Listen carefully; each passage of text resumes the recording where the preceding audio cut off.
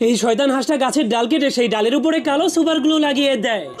তখন একটা কাঠবিড়ালি ঘুমন্ত অবস্থায় হেঁটে হেঁটে সেখানে চলে আসে, কিন্তু তখনই তার ঘুম ভেঙে গেলেও সে আবারও হাঁটার চেষ্টা করে,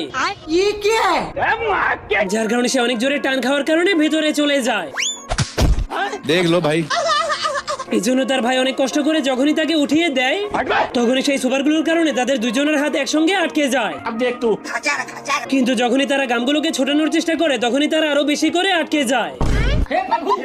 এই জন্য সে যখনই হাত ছোটানোর জন্য তাকে এভাবেই টেনে টেনে বাইরে নিয়ে যায়, তখনই তাদের দুজনের হাতের সুপারগুলো খুলে যায়। কিন্তু এরপর সেই শালা হাঁস অনেক লম্বা একটা কেচি নিয়ে কাঠবিড়ালিগুলোকে ভয় দেখাতে শুরু করে দেয়।